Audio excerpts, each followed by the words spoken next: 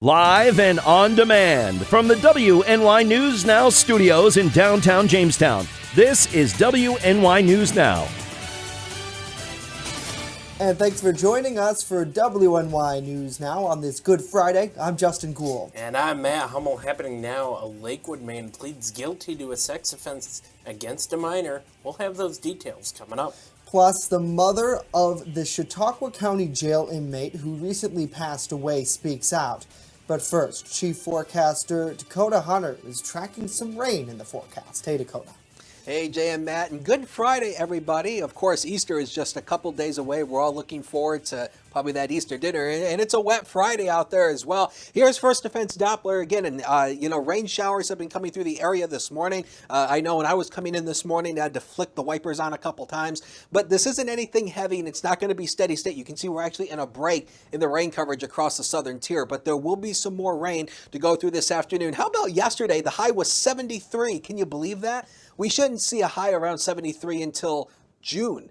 Can you believe that? I mean, that is just unbelievable. The average for this time of the year is 59, and we're not going to be anywhere near the records. And officially, 0.03 inches of rain was gauged at the Jamestown airport. That's actually north of the city. So for today, scattered rain showers through the afternoon. It's not going to be widespread. The new model guidance is holding a lot of the widespread off to the east. Temperatures today, 56 at the immediate Lake Erie waterfront to 64 inland, but this is early. Temperatures will fall as we get a cold front to move on through with a south wind averaging around 5 to 15 miles per hour. We'll time out the remainder of the rain chances, plus next week still looking kind of soggy. We'll time it out with that Brotherhood Property Maintenance 7-day a little bit later on in the show. Justin and Matt. All right, looking forward to it, Dakota. Thank you. Our top story, a Lakewood man pled guilty in Crawford County Court on April 4th to third-degree felony charge of corruption of minors. That's according to recent court documents obtained by WNY News Now. Multiple charges were dropped following 74-year-old Donald Shriver's plea, according to those documents. Shriver allegedly had inappropriate sexual contact with a 12-year-old male during a time period of August 18th to August 20th in 2017 on South Wayland Road. That's according to Pennsylvania State Police. Shriver is scheduled on May 24th at 8:45. He's scheduled to appear in court on May 24th at 8:45 in Crawford County Court. A Jamestown man is facing charges after Jamestown police say that he hit a person in the head with a broom during an altercation last night at a Maple Street house. 28-year-old Justin Anderson is charged with second-degree assault and fourth-degree criminal mischief.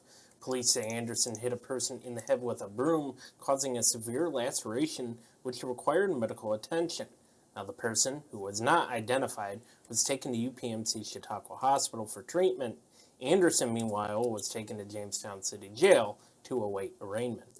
And state police say a City of Jamestown man is facing DWI charges after he allegedly struck a trooper's vehicle during a traffic stop overnight. 65-year-old David Miller is charged with aggravated driving while intoxicated and unlawful possession of marijuana. Police say Miller was stopped on East 2nd Street for a traffic violation.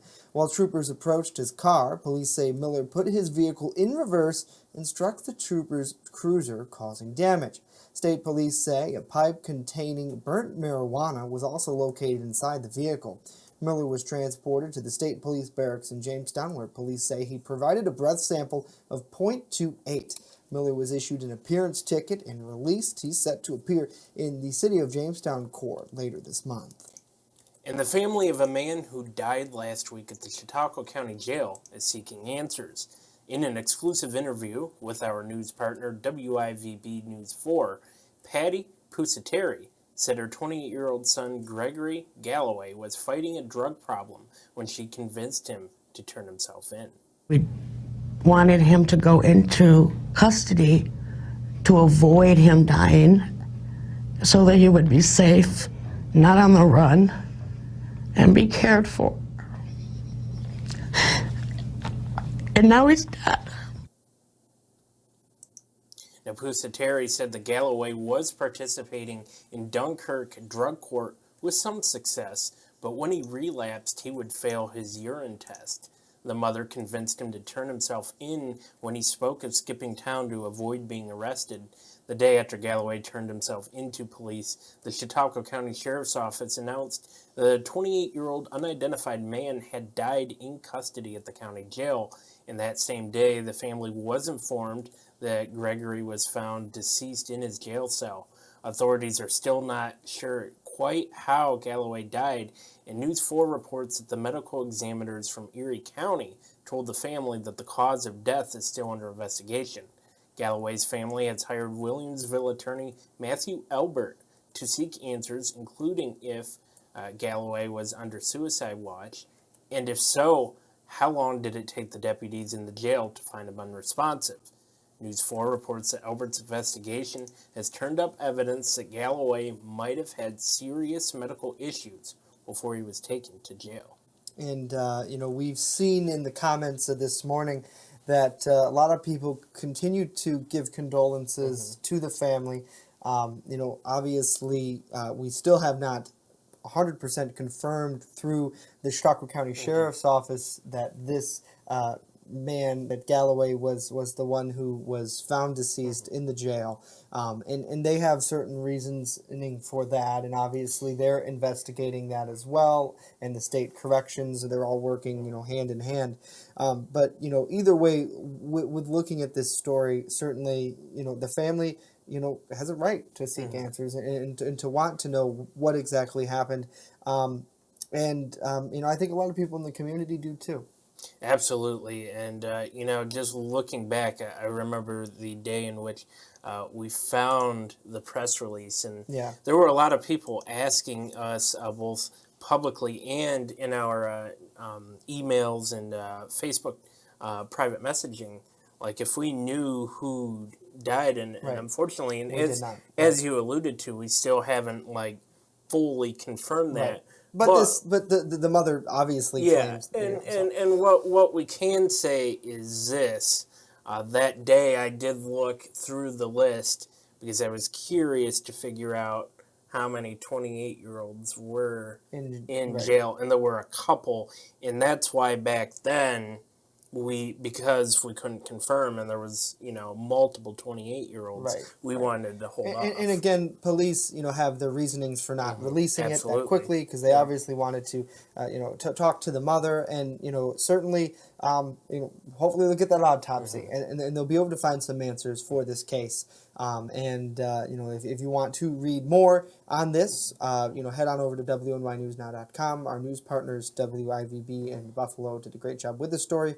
You can check out the links to their full report there. So certainly we appreciate them for sharing that with us. Shifting gears a little bit to this Good Friday. Hopefully all of you are enjoying the day. A little bit rainy. As I was walking in this morning at about 10 after 8, there was a couple of sprinkles as I was coming in the door, but it's kind of been off and on really all day. So hopefully you got to enjoy yesterday because it was absolutely beautiful, and hopefully there will be some piece of sunshine somewhere. We will see what Dakota has to say. But I want to say hello to Dave. Good afternoon to you. Good afternoon to Wendy. Shame on you for being late, but we're happy you're here either way. Good afternoon to Cindy. Good afternoon to Joe. Great to see you back from vacation.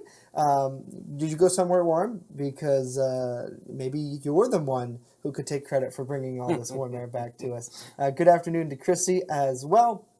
And to Thomas, who has joined us. Connie, good afternoon to you. Pam, thanks so much to all of you for being here. And a happy Easter weekend to you too, Cindy. So we have a lot more to tell you about on this Good Friday.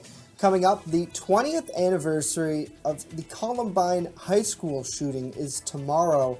We hear from some of those survivors 20 years later. But first, police are continuing their investigation into a hit-and-run earlier this week here in Jamestown. Dakota. And as you take a live look over the Mill Creek Mall in Erie, you can see those clouds over atop the camera, and some raindrops falling as well. More of that is on the way. WNY News Now continues in just a moment, so don't go away.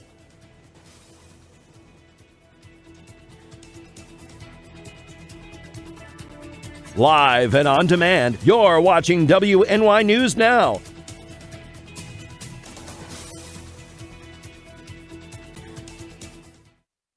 Eagle EagleZip.com is your local one-stop shop for all of your home and business computer needs. Located on Fluvan Avenue Extension, just outside of Jamestown, EagleZip.com sells and services all brands of desktops and laptops, as well as servers and network equipment for your business. All new computer sales include transferring your data from your old computer plus a 2-year warranty. Call EagleZip.com today. Stop by EagleZip.com today and let us make computers easy for you.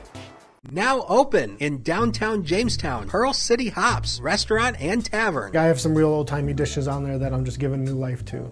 Like there's a shepherd's pie on there that's going to have some bison in it, you know, real thick hearty gravy. Then I'm also doing beer flights. We're pairing it with a set of sliders, a set of tacos, and a set of mini rolls. So everything's going to have its own pair, so you can get a taste of a little bit of everything and all the beers. We don't want to be known as the restaurant in the hotel. We want to be known as Pearl City Hops. You're watching WNY News Now, your source for breaking news. And happening now, Jamestown police are continuing to investigate a hit and run that occurred Tuesday evening in front of UPMC Chautauqua on Foote Avenue. Police say the vehicle shown struck a pedestrian that was walking in the crosswalk and left the scene without stopping. Now, in addition, police say the vehicle should have damage to its front left side and hood area. Anyone who may know where this vehicle may be or who may have been driving it is asked to contact the Jamestown Police Department at 716-483-7537. Now, anonymous tips can also be left at 716-483-TIPS. Again, that is 716-483-8477. Tips can also be left via the Tips 411 app, and all calls and tips are kept confidential. And 20 years ago, the world watched in shock and disbelief as 2 students carried out a massacre at Columbine High School in Littleton, Colorado. Now, 2 decades later, survivors are reliving the horror they faced that day. Natasha Chen shares their views on how Columbine shaped future responses to school shootings. 2 suspects with multiple weapons. April 20th, 1999. 12 students and 1 teacher brutally killed by 2 students, heavily armed with guns and homemade bombs at Columbine High School in Littleton, Colorado. It remains one of the deadliest massacres in U.S. history and shaped how first responders and educators handle mass shootings. We had students trying to come out the windows. This student coming out of the window was Patrick Ireland. I've been shot twice in the head and once in the foot. One of the buckshots went through the left hemisphere of my brain and paralyzed me on my right side. Ireland struggled to the library window for 3 hours as first responders stood back, worried about undetonated bombs still in the school. Today, officers try to go in and confront gunmen on campuses immediately.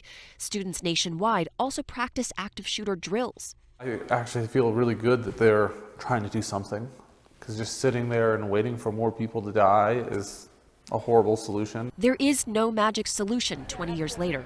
And I think we should look at every solution and try to evaluate and say, is this really going to make a difference? And if it does, let's do it and think outside the box. And because of Columbine, mental health, gun control, and social media are now looked at with utmost scrutiny. These shootings continue to happen, but my response is how many have been stopped because of things we're doing differently. In Littleton, Colorado, I'm Natasha Chen reporting. All right, Natasha, thank you. Well, the families of the 13 people killed at Columbine got a special delivery Thursday, crosses for each of the victims. They were made by the same man who made the crosses after the school shooting 20 years ago. Greg Zanis brought his crosses for losses to Colorado from Illinois to deliver one simple message. Trying to tell the families that it's been 20 years, but we still remember. The whole country remembers, especially Columbine. We are Columbine. The whole country is. Now, Zanis says he's delivered more than 26,000 crosses in the past 20 years at nearly every national tragedy since the Columbine shooting. Walmart has joined a 2-year government pilot program that will allow low-income shoppers on government food assistance in New York State to shop and pay for their groceries online for the first time. The USDA has long required customers using electronic benefits transfer better known as EBT, to pay for their purchases at the actual time and place of sale. The move marks the first time that SNAP customers can pay for their groceries online, and the pilot program will test both online ordering and payment. SNAP participants will be able to use their benefits to purchase eligible food items, but will not be able to use SNAP to pay for service or delivery charges. Now, ShopRite and Amazon will follow suit, only serving the New York City area. And according to the USDA, roughly 38 million individuals receive food stamps here in the United States. Well, drowsy drivers are a bigger problem than you may realize. They're not only putting their lives at risk, but everyone else who's on the road. Reed Binion explains how driving drowsy is almost as dangerous as driving drunk. New research from the AAA Foundation for Traffic Safety found that drowsy drivers are a bigger road risk than previously thought. Accidents are 3 times as great during the nighttime hours where drowsiness was a factor. Similar to alcohol intoxication, your reflexes and responses and data processing speed would be slower. The Centers for Disease Control and Prevention says an estimated 1 in 25 adult drivers report having fallen asleep while driving in the previous 30 days. The National Highway Traffic Safety Administration estimates that drowsy driving is responsible each year for about 83,000 crashes, 37,000 of them with injuries, and nearly 900 deaths. If you're on the road, make sure you recognize the signs of drowsy driving: yawning or blinking frequently, missing your exit, or drifting from your lane. If you think you're too tired to drive, you probably are, so pull over. Better yet, don't get behind the wheel to begin with. For today's Health Minute, I'm Reed Binion. All right, great tips there, Reed. Thank you. Unfortunately, though, Matt, I think most of us probably have committed drowsy driving before. I know I certainly have, and I know it's really dangerous, but you almost get stuck sometimes in those situations where you almost get stuck to the point where you don't have the ability to drive elsewhere. Have you ever been caught in that? I have, absolutely. Actually, to be honest with you, when the David Wagner trial started, I was getting used to, having to drive out to Mayville relatively early. Yeah. Now, I had coffee, so that woke me up. Right. But getting used to that, like if I didn't have coffee when I started, I would have been drowsy. Oh yeah. And it reminds me too, speaking of which, now that we're kind of talking about distracted driving, when we talk about this, it always makes me remember what was that woman's name? The one that came to Falcon, Lacey. Yeah. Yes, they came to our high school, and then actually I covered back in September Lacey's presentation at the Reg. The Reg, yeah. When Chautauqua County District Attorney Patrick Swanson brought her in as a guest speaker for all the schools, and just listening to, now in that particular situation, I think it was texting and driving. But I know they also talked about the dangers of drowsy driving. Right. And just thinking, every time we talk about that, I just think, And Cindy chimes in here. She says, yeah, they should pass a law as truck drivers, get a lot of time. And I believe they do have those stations where they have to stop after a certain, to get checked. And then also they have like a logbook. So yeah, I believe and if there's usually when they get pulled over to get checked, they check that. Yeah, and by the rest stop on 86 real quick eastbound, they do have that light. Like the sign. Yeah, and the last time I was coming back from the lovely Mayville, Matt knows that road all too well. I do, but I didn't go to jail. But that light was on, so yeah, they every once in a while they'll pop on. Yeah. So, but and again, back to the drowsiness, and I know we don't have too much time, but it is difficult because, if you're trying to go home to go to sleep, Absolutely. what are you going to do? Exactly. Right? It's sleep in your car. Some places that's illegal in urban areas. Lock it up. up. Sleep in your car. Yeah, that's true. Just got to be mindful of that. And Wendy's sharing your experience. She said, I went over the bridge abatement on Peck Settlement Road because someone fell asleep. And you know what, Wendy, a lot of times we see that with local crashes is, a long day at work, overnight shift, Truck Light, maybe, Yep. places like that. Yep. So certainly, Be careful out there, please. So, want to say hello to Donna. Hopefully you're doing well. Storm, good to see you. Let's see. Carl is here. It looks like our own Jonathan Schultz is here. I thought John was going to take the day off because JCC doesn't have class. He doesn't He's take days off. a trooper. He is a trooper. So coming up next, another trooper of ours, Chief Forecaster Dakota Hunter, with what we can expect weekend weather-wise. And later, the city of Jamestown has changed the location of tomorrow's Easter egg hunt due to inclement weather. We're going to have that location as News Now continues.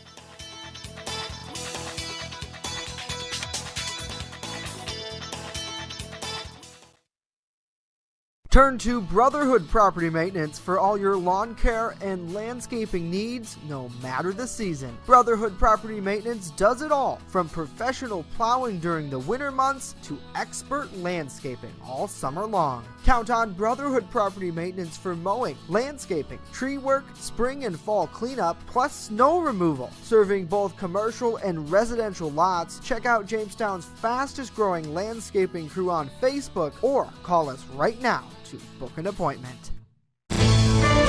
With coverage that matters, this is WNY News Now.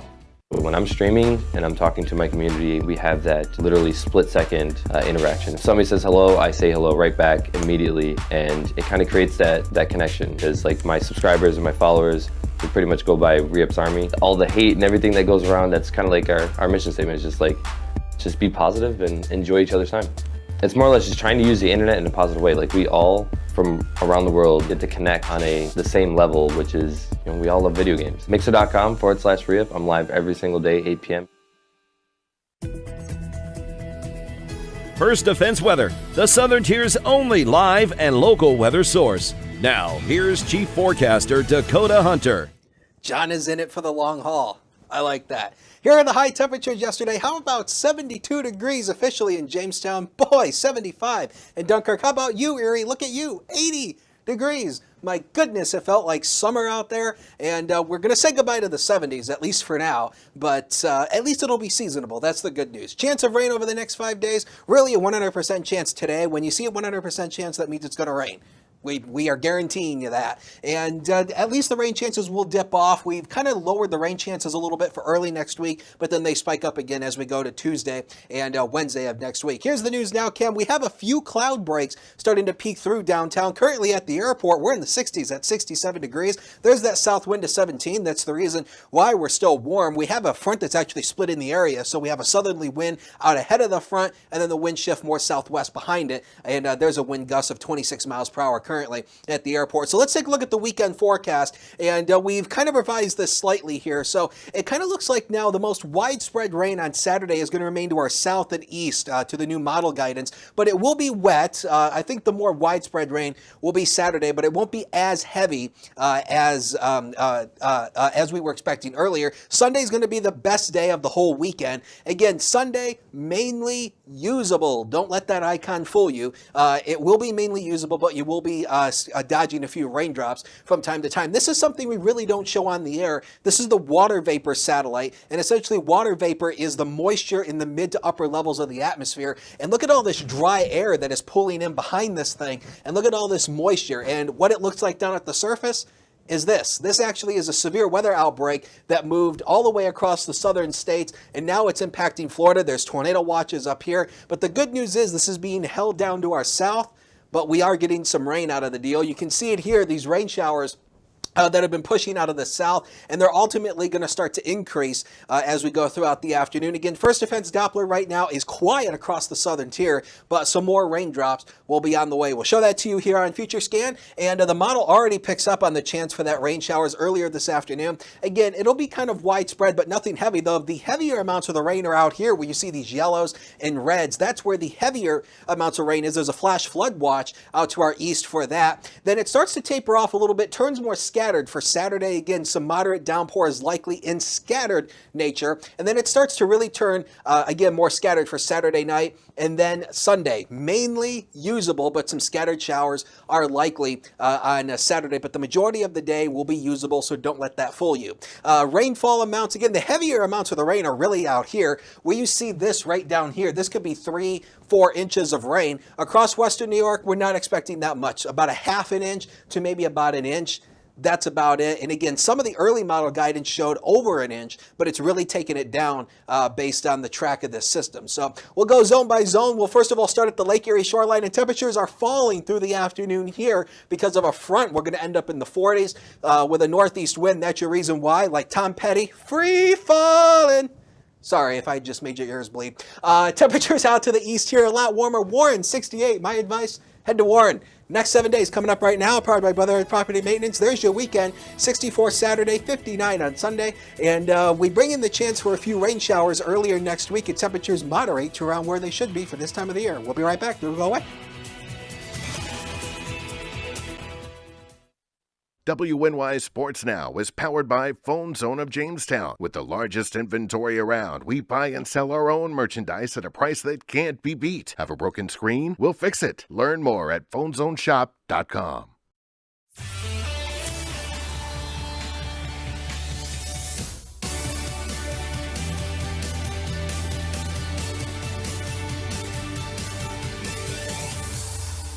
Welcome back to WNY News Now. Taking a look at some sports headlines.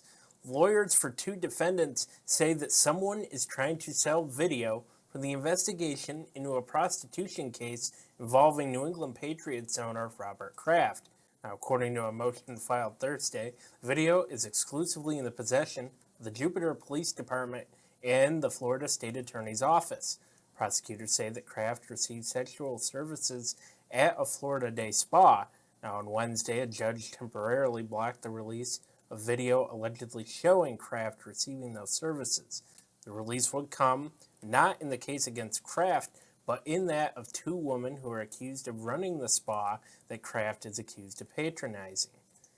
Now, one of the most successful coaches of women's college basketball history is out of a job following an investigation into her conduct. Sylvia Hatchell resigned last night as the head coach of the University of North Carolina women's hoop squad. She and her staff were put on paid leave earlier this month while the school and a Charlotte law firm reviewed the culture of the women's basketball program. The school says the review found that Hatchell made racially insensitive comments towards players and staff, and that she pressured her players to compete despite injuries. The university also found what it called a, quote, breakdown of connectivity between Hatchell and her players. In a statement, Hatchell said it was time for her to step away, but she did not address the allegations against her. Hatchell spent 33 years as UNC women's basketball coach, winning more than 1,000 games and taking home a national title in 1994. Well, back here at home, due to adverse forecasted weather, the City of Jamestown's 72nd annual Easter egg hunt that's set for this Saturday will be held inside the Allen Park Ice Rink. City officials announced the location change yesterday afternoon. The hunt is set to take place at 10:30 a.m. tomorrow. Now, children will be allowed into the hunt one age group at a time. Once one group has found all of the eggs in the area, volunteers will then hide the eggs for the next group, etc., etc. The first group age will be from 4 and under, followed by kids 5 to 8, and finally kids 9 to 12. Over 3,000 eggs will be hidden, part of that, and there will be also a number of other great prizes available as well. You can read full details on the location change on our website, WNYNewsNow.com. Absolutely. Dakota. That was a good move, I think. Dakota, give us why that's a good move. Well, I know we don't have too much time, but let's take a quick look at Links 1, and we'll show you the weekend forecast to show you why. The more widespread rains tomorrow, but it's not going to be as steadier rain as we were expecting. Sunday, the better of the weekend days. There's a Brotherhood Property Maintenance 7-day. At least the temperatures will be average over the next week. I like it. I like it a lot. Thank you, Dakota. You're welcome. Happy Easter to everybody. If we don't see you between now and then, I know Matt's planning on doing his normal Friday afternoon Walmart visit if you want to go down there and check him out. Which one? Lakewood, Walmart? I think he's going to Fredonia today. Oh, okay. No. I go to Warren. You know, that's a pretty good Walmart. I told you. We I know we have like 4 seconds, but 8x10 glossies of Matt Hummel signed. Anybody? Yeah, that's what we have. Go to Sheets. Well, we had this storm chaser in who's going to be doing some collaborating with us, and we were joking about how the tornadoes this week. Yep. No Walmarts were damaged in the production. Yeah, which is very. All right, have a good weekend. Happy Easter, everybody. See you next week.